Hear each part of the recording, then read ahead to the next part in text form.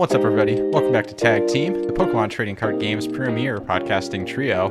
My name is Riley Hulbert, joined, as always, by my good friends, Mr. Andrew Mahone and Mr. JW Kriewall. Folks, how are we doing today? Big chillin', Riley. Big chillin'. Big chillin'. Coming back from my week off of the cast. Stronger, more formidable, more ready to yap than ever.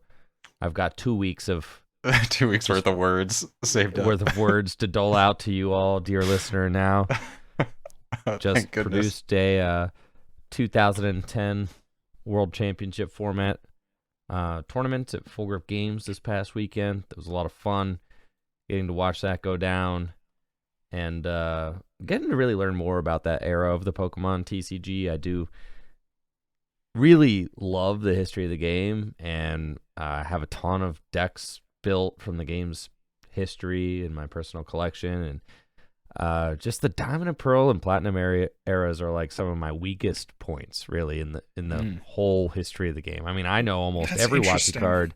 Yeah. I know. I feel like 2010 is like so popular, though. Well, in 2010, I feel like, and I could be just off on this, but just from my perspective, I feel like that is the apex of vintage Pokemon. I mean, it's the last set before Heart Gold, Soul Silver. So it's the last, like, Heart Gold, Soul Silver had significant rule changes, right? That kind of, to me, that's brought us closer to the modern. Yeah, that's like a point of delineation at that, at those rule changes that were introduced with those sets that were released at, Heart Gold, Soul Silver block. So that to me is like, and then the complexity of the game was at its highest, right? I mean, you have hand traps, right? For lack of a better term, right? You have the SP engine interaction, and you have interaction on the opponent's turn and things like that. So I just see it as kind of the height of vintage Pokemon. People love it. People love it for sure. I don't have as much experience with 2010 as I do with like 2006. I know people also consider like 2006 to be one of the peaks of all like vintage formats. And after watching 2010, I mean, yeah, I see why it is very popular. I mean, there's not a lot of multi-prize Pokemon in the format. It's really just Legends, which were introduced during the Heart Gold, Soul Silver era. And it is there's a lot of interesting gameplay, a lot of different kinds of decks, evolution-based decks, level X based decks, and deck building is pretty interesting as well. I mean, and you have viable stage 2s, right? Yeah. I mean, basic decks, you have your Gyarados deck, stage 1. The stage 2s get a lot through that format. Like Spiritomb is just such an enabler for those. Yeah, of course, there's Power Spray, SP Engine. On the downside, Gardevoir is just so toxic, dude. Well, okay, like, that card, bro. Well, talk to me about that. Did you feel like it was overrepresented? I saw some of the breakdowns from the Full Grip Cup or the Full Grip tournament, and it did. I think Gallade was the most played deck from that tournament. Most played and only one made top 8. Makes you think. Yeah, Gardevoir. I actually think the SP decks low-key are a little toxic because they're the ones that are power spraying you and bricking you out of the game. Yeah, power spraying you and then destroying and then like sniping and then your gusting bench guys, and they're the one deck that has interaction and gust. Yeah. Mm-hmm. I definitely saw games just get absolutely ruined by like a power spray. It'd be like, someone's going to use Uxie on like a turn where they absolutely have to, and it's like power spray. Oh, yep, you lose. Like that's like a 2-card hand, and it's just not happening now. Like you're never drawing out of it. And then Gardevoir could just bring games to a screeching halt in the same way that like Greninja Break used to. It actually reminds me a lot of Greninja Break in the way that you're just kind of poking for a moderate amount of damage while also ability locking. And but the thing that makes Gardevoir super toxic is its power. Being able to just copy a supporter out of your opponent's discard pile every single turn is like very insane. So Yeah, I felt like the tournament was very interesting to watch. I felt like there was certainly really good play being rewarded throughout the day, which made it rewarding to watch as well. People Sure. who were better at navigating decision trees in very long games were being rewarded. And you could see decisions that players made early on in a game come back to bite them later in a game, and decisions that were made early in a game reward players later in a game. So that kind of stuff is very fun to watch as someone who enjoys the Pokemon TCG. So that was cool. I had a great time watching it. And, the finals ended with a turn 1 win going first against Gyarados. So that was also kind of funny. 2 Magikarp got dunked. So, yeah. I didn't see it. Was it a triple Crobat and then a bite? Of course. That's crazy. It was something like that. Or like a Sableye. Yeah. It was Oh, Sableye. yeah. Overconfident. With, Yeah. Yeah, overconfident with triple Crobat. Yeah. So, there you go. That's brutal. Yeah, and it just ended like so. We were gonna do best of 3 finals, but like the 2 finalists agreed on single game finals. And I saw know, that on the stream. Natalie Crazy. like radioed up to me, and it was Sean Foisey, who you know, and James G, who is a big retro enthusiast, tournament organizer in the retro scene. And Natalie radios up to me, and it had been like a long Saturday, right? Like long Saturday commentating the 2010 tournament. Natalie radios up to me. It's been single game like the entire way. Usually with our retro tournaments, we do single game Swiss, and we do single game top 8, single game top 4, and then like we'll do best of 3 finals. And Natalie radios up to me and is like, "Are you cool doing like a single game finals?" They kind of both want to do a single game finals. I'm like, "Oh heck yeah, dude! Like I'm hungry. Let me go get some dinner. Like I'm for sure, I'm good to go." And then and yeah, dude, James starts and then it's over, and Sean never gets to play a turn. And apparently, Sean was the one advocating for a single game final, so it was like pretty freaking hilarious. Well, you Boise can't. also I mean, got even second place. Yeah, He got second place at the RSPK one too, so it was back-to-back second places at our retro tournaments. That's pretty funny. That's pretty good. That's pretty good. But having 2 I was watching the like, you don't stream. expect that, you know. Yeah, it's tough. It's tough. I heard, I heard the radio conversation. I like look away for a minute, like just do something IRL, and it's over by the time I'm back, and it was just done. It was crazy. So it goes. That can happen to anybody. Yeah, in any It game. does. Yeah, for sure. It happened to me at my cup last week. I got poisoned. That's facts. That's facts. So it is what it is. I also had a birthday weaved in there. 37 Heck years yeah, old, dude. dude. You're getting a little crusty up there. I don't know. Oh, dude, I'm certified unk for sure. You're crust maxing. Yeah, definitely. And there's benefits to that. Got to play the cube a little bit, so very much enjoyed that. One of the nights had some folks over. We were playing the cube, playing cards, and the power went out. Oof. And yeah, dude, at like 10:30, 11, like right. Do you have as that things really started bad to heat snow, up. or was it just random? I think somebody hit a power line, like hit a pole. I think. And That's then like you did suspicion. candlelight cube. Literally, yes.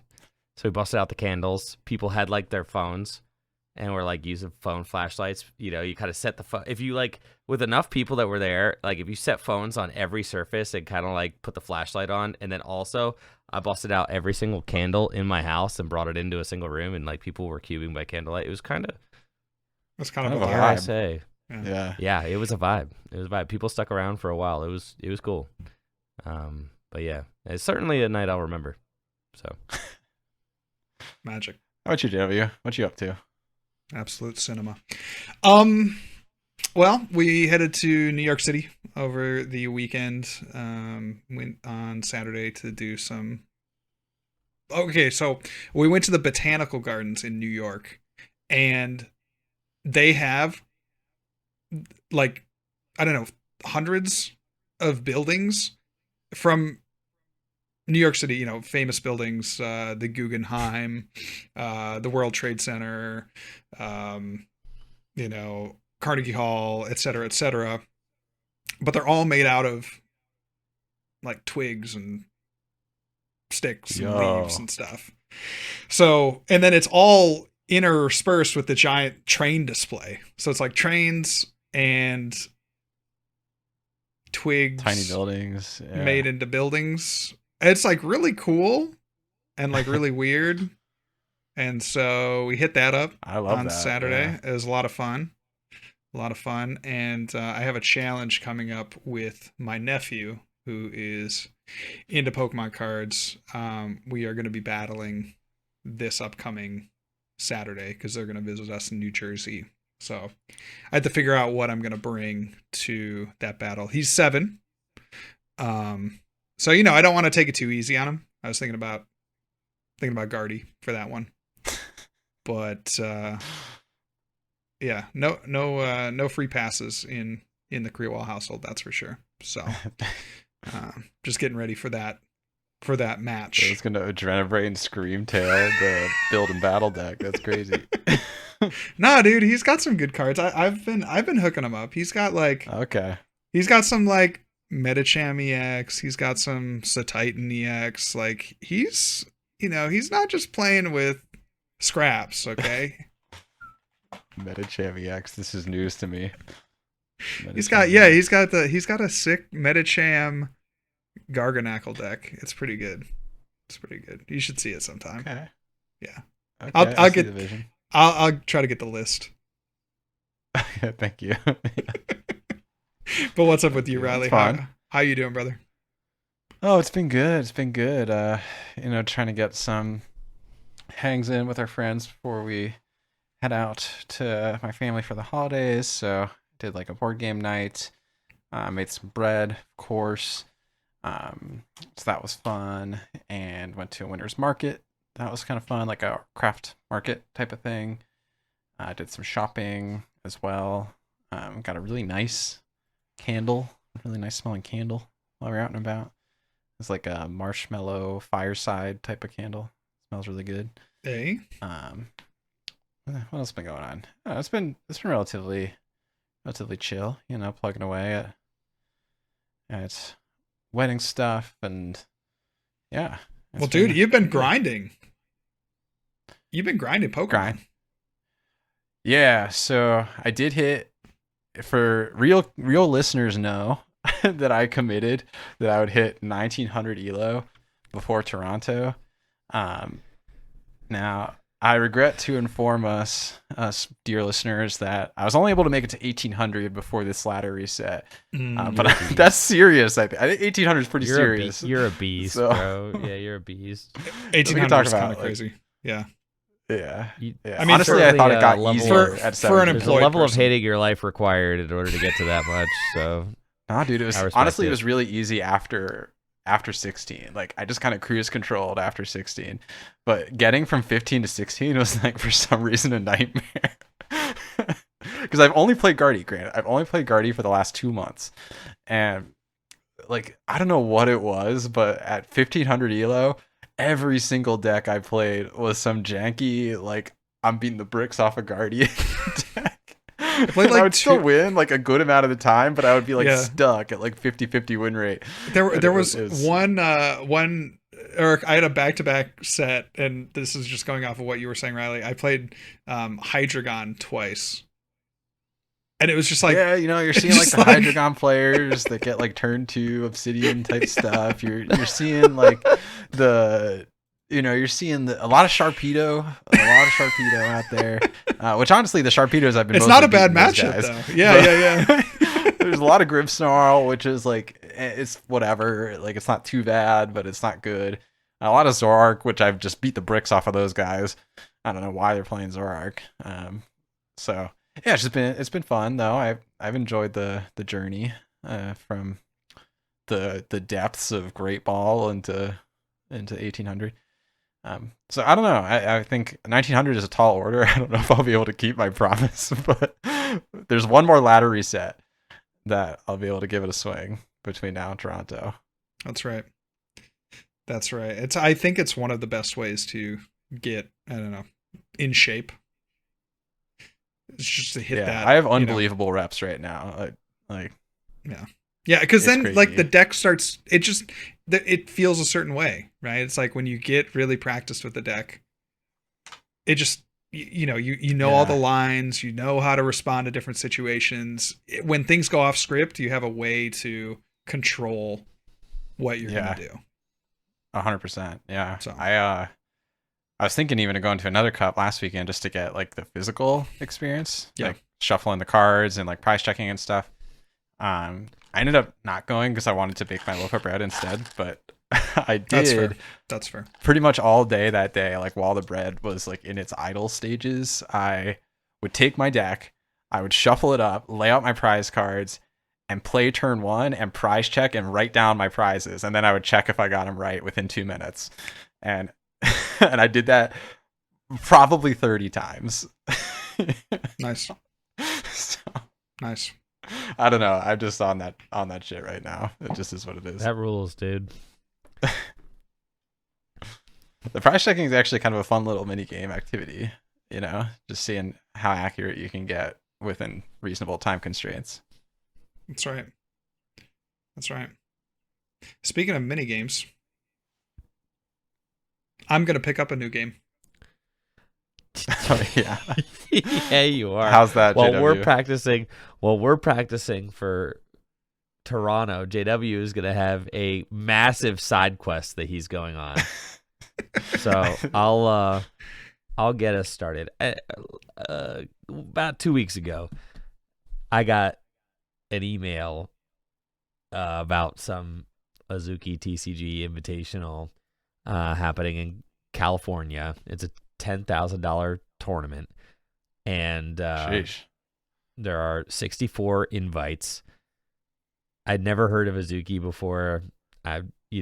As someone who's got their work email out on Twitter and YouTube, like, I get these kinds of random emails all the time from stuff or whatever, but this one's a little different because they are offering a paid trip to California to participate in this tournament. Dang. And a $500 stipend for the weekend to play in a 64 invite tournament for this card game that I'd never heard of. Yeah, where is this game getting so much money, first off? And, well, I know how. And we'll get there. Okay. And it is the weekend before Toronto. And that's it. That's the pitch, basically. And I looked at it and I was like, huh. And then I was like, that's like right next to Toronto. Absolutely not, And so I just kind of ignored it. But then I get a text from my good friend JW who's like, are you going to, or a call, I should say. And he's like, are you going to California? And I'm like, no, what are you talking about, bro? And he's like, didn't you get an email about the Azuki TCG? And I'm like, good Lord. He's like, I got invited. We should go. It'll be a bros trip. That's like, right. What Oh, bros trip sounds fun. I'm like, we need to learn. You're telling me as I prep for Toronto, you want me to learn an entirely new trading card game. That's right. And then divert some of my attention away from trying to Well, I'm gonna be honest with you. That I care about. I'm gonna be honest with you, Andrew. Your odds are much better in California than they are in Ontario. It's not just about. It's not about that though. It's like this is the game that I like versus a game that is like an NFT crypto bro game, that is now becoming a paper TCG. Yeah. And might just be like a grifty money grab. I don't know anything about it, right? Like, okay, it might just be that. I don't know. Yeah. Also, I would then have to, the stipulation is that you create content, while they invite you out to play. You also have to create content. Okay. So like they wanted a YouTube video as well. And I after talking with JW, he's like, oh, boys weekend, California, free trip. And, that's pretty enticing. I do love JW very much. That's right. And his excitement for the potential NFT grift TCG was contagious. So I was like, you know what? can't justify it. But if they'll give me $2,000, I'll go. So then I shot back to the lady like, hey, $500 ain't gonna cut it. I'm gonna need $2,000. If you give me $2,000, I'm there. Yeah, I'm there. That's right. And then she got back to me today. It was like, no, can't do on the $2,000, but like we'd like to keep you involved if in something else in the future if you'd be open to it. So that's right. That's well, I'll let you know how the vibes. I will not be potentially immaculate vibes. So what Andrew is referencing is this is a and I'm not even like I'm technically not even confirmed, right? Because I don't have a flight yet. So like at this point, it could all come crashing down by the time this episode airs. I'm gonna go if they they invited me. By the time it airs, it's crazy. There's not. Well, I'm just saying, there's not that much time. I know. It's happening. And the in thing January, is that we just don't know these people. There's no relationship there, so you just don't know. You can't count on any of it. Well, if they're gonna book my flight, I'm gonna.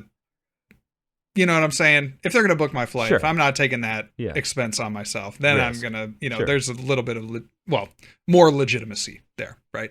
But anyway, so what Andrew's talking about, this is the Azuki TCG, and it is adjacent to the Azuki NFT.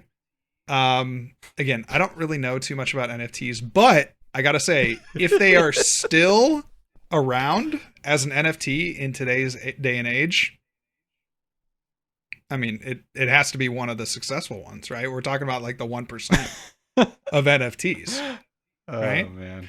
So anyway, this is using like, or reusing or expanding on like the art that was created through the Azuki NFT, and they're trying to like branch out into I think they already have an anime, and there's already an anime.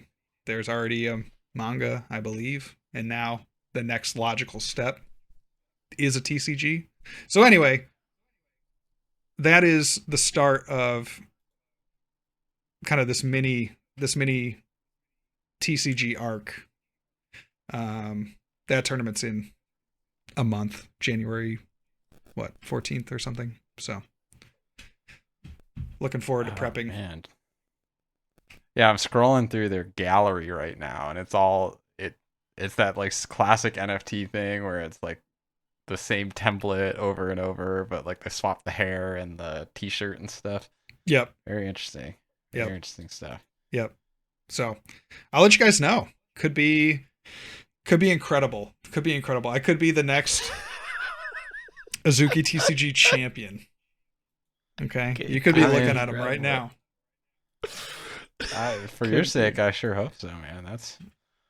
You deserve that. So it's a 10K tournament, right?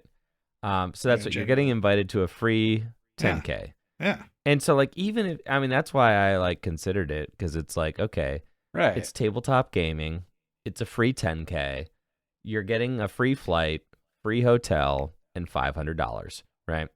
And you're like, okay, like that's not that. If I didn't have like a wife and child and like, and like any other responsibilities in my life, and also Toronto the next weekend, like I would go. And if I were 25, we would be there just to go, because like I have nothing else going on in my life. Of course, I'm going to take a free weekend in California to go mess around and try to win some money. But like, I just turned 37. That's just like not the point in the life that I'm at right now, where it's like I'm going to take traveling takes a lot out of me these days. I don't know about you guys. I'm at this point now where if I'm like up and around and at it for like an entire weekend away from home, I'm like drained. And then so like to come back from a weekend like that and then have to like turn around, get into the swing of things, and then turn around and go to Toronto. Now, mind you, I am bringing Natalie and my son to Toronto. It's a family trip. This is going to be the first time that my son has ever traveled with us to an event. Not true. came to NAIC, but I had like Yeah. my parents were there too, so it was like a little bit different. It's gonna be the first time it's just gonna be me, Natalie, and our son. So like that is also going to be an effort. And I also want to make sure that I'm investing like as much of my mental as I can into performing at Toronto, because I really care and want to do well at Pokemon. So for me, the taking up of like the NFT TCG Side Quest game, like the week the week before Toronto, which is maybe one of the 3 Pokemon tournaments I'll get to go to this year. They just announced Indianapolis. I'm certainly going to be first in line trying to sign up for that thing as well. So I would love to go to Indy. Yeah, but other than that, it'll probably be Milwaukee, Toronto, and Indy for me this year. And those will probably be my 3. And then I'll be at Worlds, I think. So not as a competitor, but as a spectator. Very cool. You're going to be at Poke XP, you mean? Correct. Yeah. So is the idea, I mean, these are like, on the scale of NFTs, these are definitely more appealing than like the median looking, I guess. You know, like the monkeys or whatever. Those, the Bored Ape Yacht Club. The Bored Apes. Those were really something. These are at least a little more appealing. So I guess like they kind of got popular and then maybe took on a little bit of a life of their own, so to speak, and people started vibing with just like this art style. I was gonna say, I think they like I think there's like this art style that is attractive to people, right? The anime stylized art, the aloof anime, like streetwear. Yes, for sure. Yeah, so. definitely like maximized for hype beast potential is what I'm seeing. For sure, right? Yeah, interesting. Well, GW, I'm not willing to be a sparring partner, but I wish you the best of luck. I appreciate it. I'm gonna try to figure this game out. I got the week of Christmas to figure this game out, come up with a deck, and then because this is like pretty much brand new. Like they just started selling starter decks, maybe 3 months ago or something. Like we're talking like a pretty much an unsolved base set game. Correct. So I'm going to be in the lab. You know I can't count on Andrew now, which I wasn't going to count on him to start with. So it's not like I lost. It's not like I lost any brain power there. But and like you said, like I would like to do it. I'm in it for $2,000 is the thing. But I'm not in it for because it would be that much of a toll on me to go. Okay, well, what if I said $2,000? Well, what if I said, Andrew, here, let me spin it this way, Andrew. What if I said, hey, Andrew, hey, do you want to come hang out with me in California? I got us a free hotel and I'll pay for your flight. No, bro. Okay, you wouldn't do that. What if it was me though? But it was just me. I'm about to see you. But it was just me. But it was. Let's just say hypothetically we didn't have Toronto, right? Let's just say hypothetically we didn't have Toronto. If we didn't have Toronto, then the answer would probably be yes. It's really Toronto that's the reason I ignored the email from the jump, because I was like, oh, it's happening in mid-January. So is Toronto. Like. It's too close. It was too close. It was always too close for me. Okay. I'm not going on that many trips this year. I'm not trying to like double up 2 in back-to-back weekends. I'm really not. Like, it's just where I'm at. Okay, so the Azuki Invitational 2, you're down for? Potentially. They're calling it a Tuki. Doors open. A Tuki. Doors open for Azuki. Amazing. Yep. Good stuff. So we will update you on JW's performance at the Azuki Invitational. Hopefully he brings home the bag. JW, if you can't solve this game, you're a fraud. I'm saying it. It's possible. Yeah, it's possible. Although, there's really not a lot of content out there right now to like learn it. So I'm gonna have to like read the cards and the rule book. That was. Yeah. But I told you, Andrew, I would figure that out. I would figure that because I'm a gamer at heart, right? It's like Pokemon is my game, but I'm a gamer. So whatever, you got to pack a card. He likes tabletop games. JW does like tabletop games. Period. Exactly. All kinds. So in my mind, this is just another tabletop game. Okay. Mm-hmm. It is, really. And I got some One good. set? I know I got some It's good not too brain much. power. I got some good brain power in my corner. So I got my boy Jaywan down in Baltimore, who we're gonna meld minds and try to come up with Okay. the winning list. Break the format. So, that's right. That's right. So anyway, Cool. yeah, good stuff. So anyways, that's Suzuki. Yep, that's coming up. That's Suzuki coming up. Let me know best idea ever. Let me know if you want to go in on a Suzuki NFT with me. I'm selling shares in a Suzuki NFT potentially, so let me know if you want in. And yeah, who knows? Maybe maybe if I win, they'll mint me as an NFT. Oh my gosh. It's one They step should at a make time, the bro. JW card. Yeah, dude. You should request that they make you like into a card. I'm They saying. did that with like Argent Saga, which was another like fraudulent grift game. Okay. That only lasted a few sets. Yeah, Wait, Saga. Argent Saga. Was that the one? What was the one that you Created really by liked? Alter Reality Games. ARG. Oh, that's the Argent whole game. Saga. Yeah. Oh.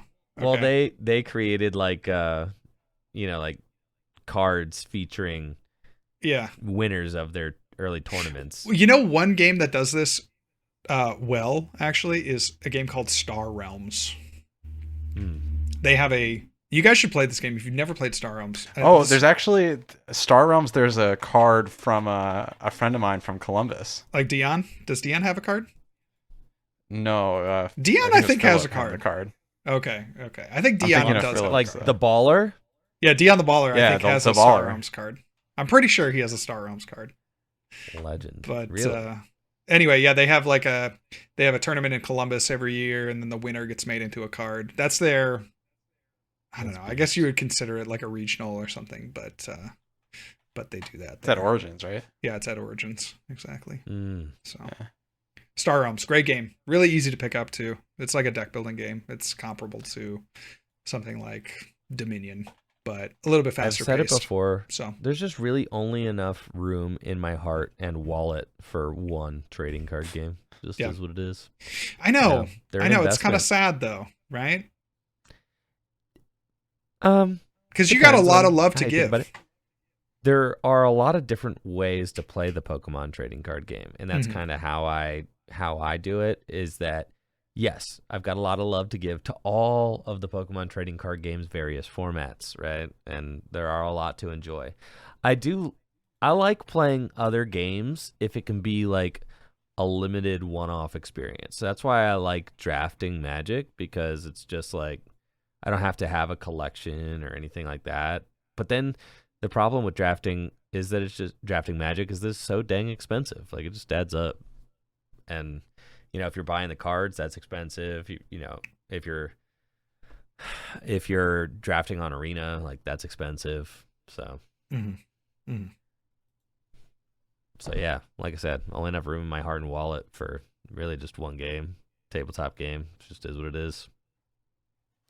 They just keep moving so fast. I mean, really, like if you get into another game, you like what? You learn standard, you build a deck. The deck is like irrelevant in 3 months, and then you're Yeah. like, do Yeah. you just keep like what are know. you doing? I built exactly one standard Magic deck once when I was like playing Arena kind of regularly during the pandemic, and like, that deck became irrelevant, and then I was like, yeah. So Yeah, I'm certainly not going to build another. I spent really- a long time on that. It is really hard to be a 2-game Andy or a 3-game or a 4-game. It's like And really it makes committed. well, and it makes sense, right? When you see all the tribalism from people on Twitter or any other social media over their game, Because you're bought in. because bought yeah, in. you're like, you've committed to that one, you've committed to the bit And there's of your no specific switching, game, bro. and if anyone ruffles a feather or says something negative about your game, like you have to be like, I've invested, in your brain, right? In the back of your head, you're like, I've invested hundreds of hours, thousands of hours into this game. I can't go back on it now. I can't give something Well, else. how a do you try. think? How do you think Yu-Gi-Oh players still exist?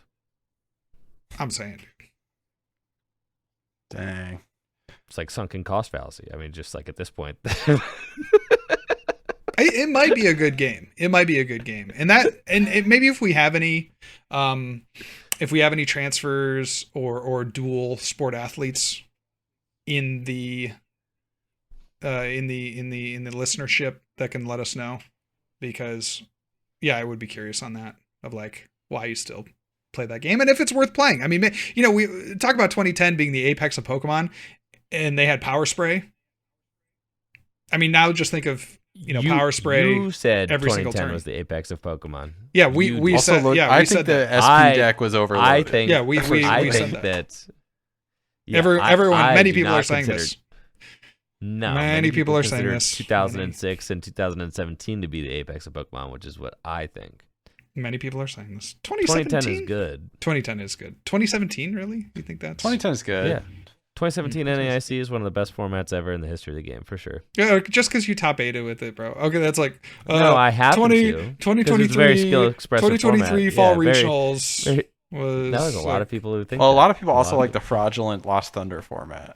So that one's true. Not nearly as good. So you gotta true. have the XY cards in there. You gotta have the XY cards in there. Why do people like some lot? It's more fun. That's another question. Because there's a lot of potential decks, but they just all suck. Yes, correct. It's because people put a lot of value on deck diversity. Yes. And Sumlot has a lot of different GX decks, right? And it's like pre-tag team, so you kind of just have this like this chunk of an era. It is like the Sun and Moon block before tag teams, right? So it's this defined era. The GX mechanic was very cool. People really like it. There are a lot of different decks you can play, but they all kind of suck. There's no like true hand disruption card. It's Let Loose Marshadow and Judge. That's it. And honestly, I don't find the gameplay to be all that interesting. It's like your deck either sets up real good, it draws hot, or it doesn't. You either like. I didn't like it when I was living through it. I'm not really trying to go back. Yeah, either. No. But to me, the formats that included some of the XY cards with N and Versa Seeker were much stronger formats, in my opinion. But yeah, I mean, 2017 sure. NAIC, 2018 Worlds, like those are good formats, especially like in the modern age of Pokemon, which is like, and to me, that's everything post Black and White, Mm-hmm. Right. So like of like post Black and White, like those 2017 years, the GX, like really those GX years, were some of the strongest for sure. And then you've got like, dude, people really do like 2010, so like that's fine. It's the Diamond and Pearl stuff, Platinum stuff, people like that. And then people really liked 2006 a lot. People still like go crazy. 2010 is also easier to get into than 2006. Well, that's the thing, is that 2006 is so cost prohibitive that I think 2010 lends itself to being an easier to build format. Cards are cheaper. Yeah. Agreed. Well, it's fun that you had the retro tournament, and it's cool that like you have those semi-regularly at Full Grip at this point. Yeah. Also, I did confirm, JW, it was Philip. It was Divine Admiral Lee is what I was thinking of. Oh, Philip Lay. Thank you. Yeah. Thank you. Yes. Yeah. The Lays, dude. Oh yeah, dude. Columbus Legends right there. I know. Yeah, they really got bodied by the change to the league system where they didn't allow like school-based leagues anymore. Yeah. Because like the Buckeye Pokemon League, that was serious, man. That was like the spot in Columbus. Yeah. Unfortunate. Oh, gosh. All right, folks, we're 40 minutes in. We have yet to mailbag, which we talked about doing. We've yet to talk at all about standard format. There's nothing to talk about with standard, bro. All right, let's just mailbag it up, and then we'll head out of here, because this has been a random episode, no doubt. We have a couple of weeks to. It's December, dude. I know. I'm sorry, but like anybody who expects any work to get done in the month of December is kidding themselves. I think the work strike really starts next Monday and it goes through the end of the year. That's like kind of my experience. The like real work strikers know that it starts with Thanksgiving. Yeah. Thanksgiving to New Year's. I don't know. I am not getting any I serious feel like I've work been done. pretty productive this week. I don't know. I mean, I have Well, also you're been not productive, with but it, bro. no You're one not with else the is culture. doing anything. No one else in The people I'm working with have been productive. Maybe I just live Dude. with some hustle grinders, but I've sent out emails that have gone unresponded to like multiple companies and have like yeah. not heard back on emails for like weeks now. Like since Thanksgiving, I'm not hearing back from anybody. And I'm like, why am I even doing anything? That's true. Just shut it down. Shut it down. Shut it down, bro. Like, ain't no- Give yourself a rest month. I was thinking that the other day. I mean, do you guys ever have the thought? You're like, man, and maybe less so for you, Andrew, but Riley, do you ever have the thought of like, man, I wish I had just like a 2 or 3 month break right in the middle of the year. Summer vacation. Yeah, exactly. I do think about that. I do think about summer vacation. Like I could use like a 6-week sabbatical every year. You know, just well, to, the problem is like reset. summer vacation specifically too. Like that's like it's nice out, it's sunny. Yeah. You know, it's like you want to be doing stuff. Yeah, Instead, you're like working or whatever. But you know, I know you gotta make it work. literally, yeah. Yeah. Well, let's dive into the bag, JW. What you got in there? Well, I don't got too much except the over 100 comments that I have yet to the read. Gabriel Fernandez video. Yeah. So we got the Gabriel Fernandez. I know we wanted to wait. Well, I wanted to wait for you, Andrew, to come back because you were a major player on the Gabriel Fernandez video. But yeah, we had a lot of interesting comments. Some that were kind of a little bit more defensive, some that were, kind of in alignment with a lot of what we were saying. So, we have a few comments here. I want to read off a comment from Sean. It says, I feel sad saying this, but playing a video game version of the game in person would fix so many issues. This is in relation to cheating. We've even seen, I was just watching a video today from the Digimon World Championships. I don't know if you guys saw this, of a guy palming a card. So like this is like very seemingly widespread across card games, and I don't know if that's really much to if that's any new news. But Sean brings up a good point. Hey, what if we just had a video game version, right? If we just had PTCG Live for our regionals. There is something special about the tabletop experience, but I also don't like getting cheated against. So, it's like, I think there's pros and cons to either. I think the game has to stay physical. Like that's a key part of it. But I would you also not be have to out concede faster. that like there wouldn't be cheating or slow play problems in a digital client. Right. I think they should run it also parallel. wouldn't be a trading card game anymore, which would be a huge problem. Right. For a lot of I'm us. saying it has to stay. Right. It has It to also stay. would then be just Hearthstone or some freaking video game, bro. And I didn't sign up to be playing some damn video game. All No, day, every you day, can- So You can play the IRL like with paper cards at the side event, yeah, I'm good, dude. right? And you play the video game for the I'm main good. event. I'm good. Yeah, you're bro. good, right? And then you just go and play side If events. at that point, 'Cause you're then why not don't we all just invested. play the VGC, bro. Just play the VGC. Oh, I 'cause don't this is know a if that's better an game. Exact. That's not necessarily. Yeah. It's Why don't we definitely all like just one of go those like play- slippery slope fallacies. Why don't we just go play freaking Hearthstone or something? Yeah. Why don't we just play chess then? At that point, why don't we just play like a real esport? Okay, Facts. where we're just like all team of 5 of us or whatever locked into our screens, and Okay, the Hearthstone that team crap. format, at least back in the day when I watched it in college, actually was kind of hype. Where you'd have I'm like saying, 5 people. I got into and the you'd hobby to against play a 5 tabletop game because it gets me away from my screen. Okay. That was not the reason that you did that at 22?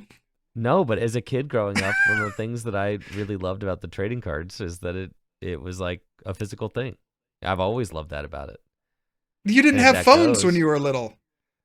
I certainly had video In the games and 60s. computers, dude. In the 60s, I certainly had video games, dude. I literally had the Pokemon video games, and I had the I cards. had but ET for the Atari. That was what we grew up playing. So Yeah, he hates exactly. Video games now. T Rich says, gotta take a second to give you gentlemen props. I enjoy the podcast more than I even know. Every time the jingle hits, I get a Yo. little dopamine. Let's go. Thank you, T. Yeah. Rich. Appreciate that. We had a comment on the reversal Brave Bengal on that Blaziken note. Very interesting stuff there. Edel Music says, bro, nobody on Earth could make an undefeated 1502 run with Charizard EX. Does he have a point? Could they have just... Well, that's Could they have just exactly pinned what down we the were cheating? saying. That's exactly what we were saying. Okay, but to be Is that, fair, like- to play devil's advocate, that tournament was infested with Jelly Guardy, which a Charizard that TM Evos could definitely body that. I'm just saying, 1502. That gotta raise an eyebrow to that. Let's see. So, Andriel Cantara says, whole situation involving Gabriel is very sad. Reaction from part of the international community involved a lot of xenophobia, subtle or explicit, racism, and vicious attacks on Gabriel, a 16-year-old teenager. So, largely, this is, I would say, sympathetic to Gabriel. I understand that even being a minor, he is subject to public scrutiny as long as no offenses are made against him or any of his family members. What we saw was a horror show on social media. A small part of the Brazilian community also participated in this on both sides. Did you guys see any of that? A horror show on social media? I don't know. I'm not really on social media. I didn't see anything too crazy. I will say, though, people in Pokemon definitely be saying stuff about the Latin American community that's unsavory. Oh, I for agree. sure. I agree. Yeah. That is definitely a thing in the Pokemon TCG. Pokemon It's players are unfortunate. predominantly privileged white folks. Okay. Yeah.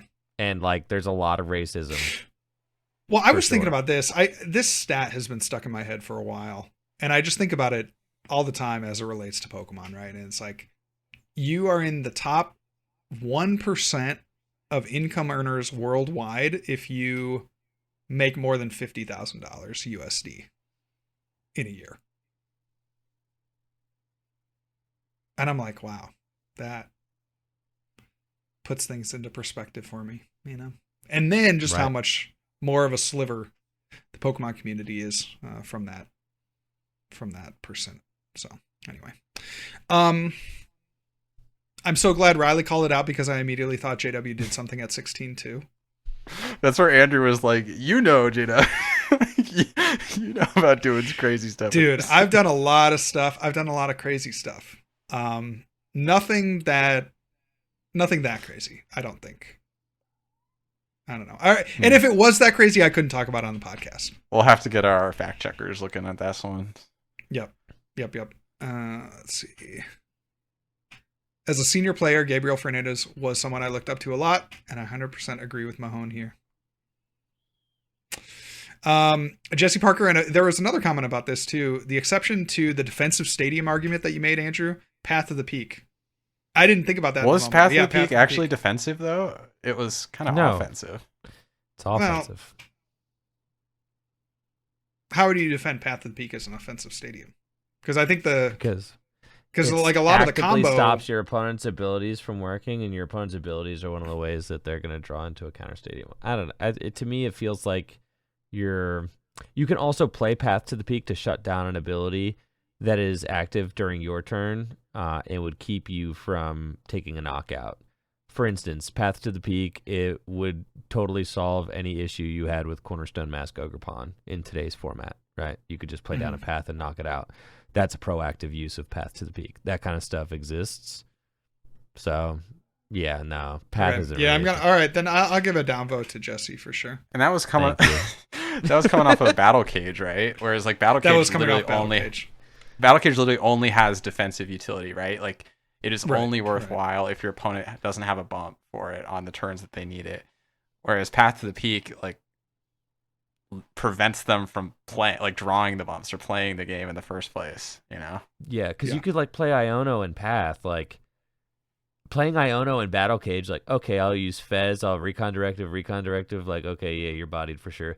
But like doing like Iono Path, like the draw is so mitigated. There's no Radiant Greninja, there's no Fleetfoot, there's no. So that's none my of that, argument right? for why Path is an aggressive stadium, because it Yeah. shuts down your opponent, whereas Battle Cage is just like hoping they don't have a bump. Mm. Yeah, and they still can access 100% of their deck and 100% of their board. Also, while trying to like find in the the context answer. of Monkey Dory, Battle Cage doesn't even protect your active, which is even Yeah. crummier. So, yeah, lame card for sure. All right, we have another comment here. If there's any debate about 16-year-olds shouldn't get put on blast over the internet for cheating, maybe make Masters strictly 18 plus. Love it. Love it. Yes. Nobel Peace yes. Prize for this commenter. Absolutely. And make, I think they could even do something. This might be too heinous, but just do pack prizing for everything 17 and under.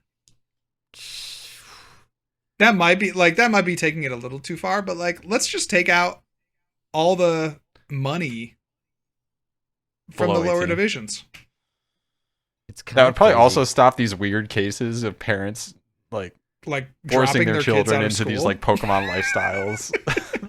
I don't know if it's Yeah. forcing, but yeah, guiding. Oh, them there's there, definitely maybe. some forcing that happens for sure. Well, because the thing is that parents can realize pretty quickly. It's almost like your child becoming like a child star, right? It's like Yeah, 100%. if your It's like the same thing. kid, right? If your kid can be very lucrative in this game, and all you have to do is kind of cart them around, you're just gonna do that, and they can come away with huge sums of money. And yeah, it I don't know, man. It's all kind of weird to me. Just because that's just not the game that I was playing my entire life growing up, and like, you know, the kind of game that I came into. But now there have been these kids who just dedicate obscene amounts of time to the game and are winning obscene amounts of money, you know, like teenagers winning obscene amounts of money playing the game. It's very strange. Yeah, I Very don't know. strange But then indeed. you also have like a lot of cheating going on. It's like the cheating is almost like the thing about children, okay, is that their frontal lobes are not fully developed, just straight up. Okay, Their that's true for frontal lobes 18-years too, though. is That's true for 19-year-olds. Up That's until true up to 25. 25-year-old men. 25-year-old men, yes, but especially true. You got to figure, okay, it's not like a on switch off switch. It's not like, okay, you I don't know, bro. your When I frontal woke up at lobe is 25, not developed, and then at 25 seemed it is. different. It's like, no, all right. It gradually develops, right? But you got to figure, the younger they are, the less developed it is, right? So, when you confront a teenager who is still kind of figuring out who they are as a person, who they are as a competitor, how they fit into this life, right? How they're going to make ends meet, and their frontal lobe is still developing, right? And you confront them with the opportunity to win tens of thousands of dollars. Teenagers are more likely to be morally loose with cheating and stuff, just because they don't have that sense of moral compass that an adult is more likely to have. So, yeah, man. I don't know. I feel like I hear about cheating in seniors all the time, like constantly. Well, But- we do have a lot of comments about out the cheaters. Andrew, you did allude to that in this episode. You had like a stash of cheaters. that Yeah, were- like you gotta. Yeah, you gotta, dude, it's like the Epstein files. It's like I have the list on my desk right now. That's a very heinous comparison point. I have the list, bro. Well, the thing about it is that, yeah, I mean, being involved in a trading card game and a trading card game community, you hear lots of stuff. You do. Hear a And lot some of it you hear from very credible people, and some of it you hear from people that you really trust. And the thing is that you hear lots of stuff, but they're not my stories to tell. And some of them have already been told, and so on and so forth. Some of them are not told. And it's like, okay, well, I have this information that I have secondhand from somebody that I trust, but it's still not my story to tell, right? So, yeah, it's just this kind of thing. You hear lots of stuff. Being involved in the game for as long as I have, and yeah, and the stuff that you hear, it's like you hear it on the condition that you know, that and also it's just there's a lot of drama you could stir up, right? And it's just like,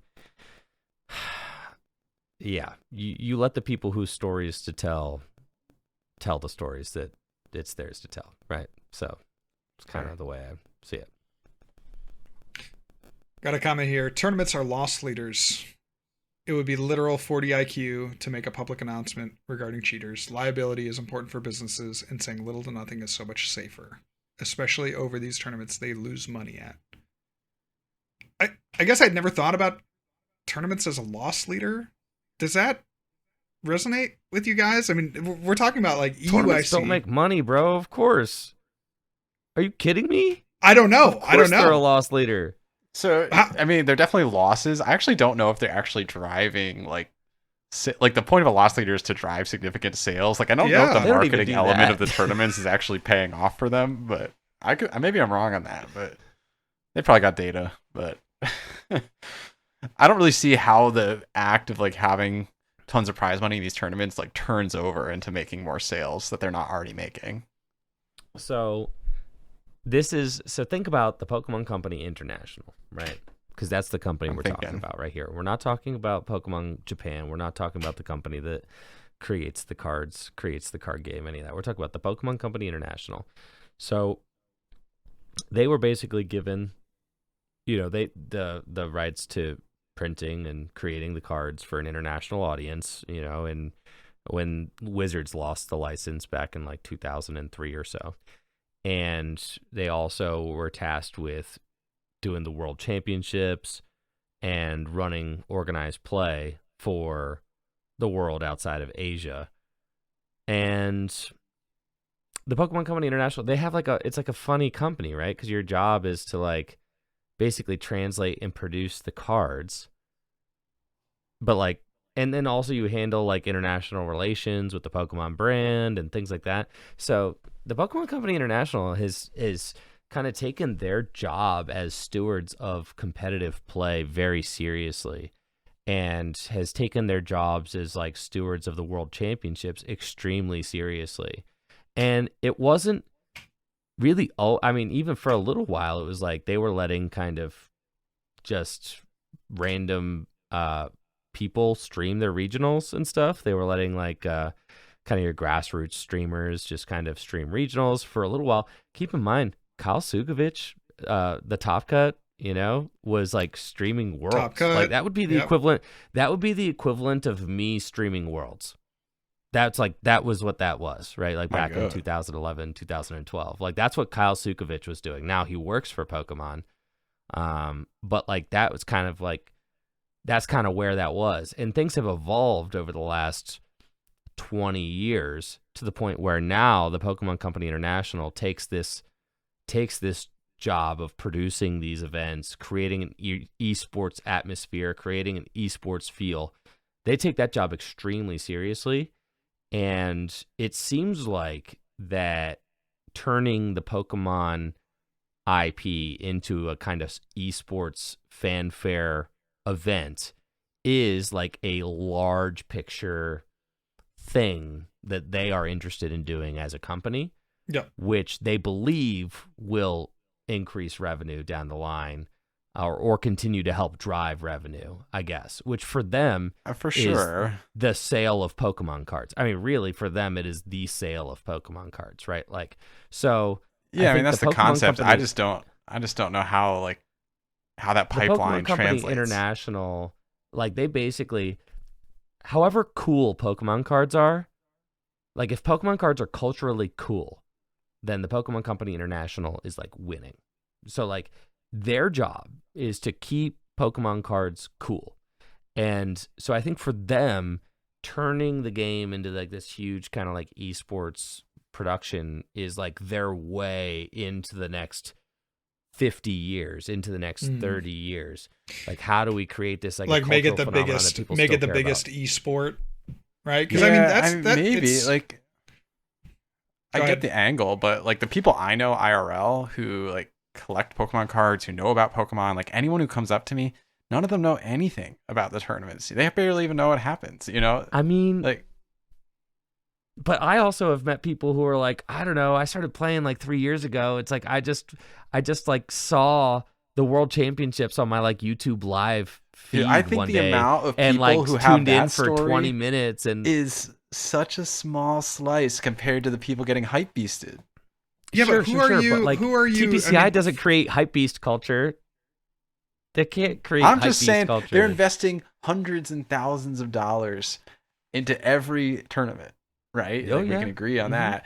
Like, sure. is every single one of those turning into, like, even as loss leaders, are they turning into long term like growth at that scale? I don't think so, personally. But and I'm happy I that they're think doing so. it because it's great for like me, the player. But like, I just don't really I see actually that like think connective I tissue. think it's been an incredible vision. I do. Actually watching it grow personally, I think like now you've got other trading card games. Like think about Yeah. the spectacle Yep. of the 2025 Yep. World Championships with like the Yep. LED floor and everything.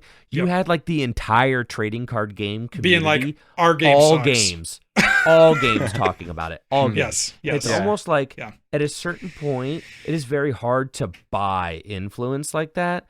But like the Pokemon Company International has roundabout actually way to gotten do to the it, point yeah. where it's like it's like they are achieving the influence that they've been chasing for years, and they are starting to be a leader in the tabletop gaming esports. I mean, market Like market cornering.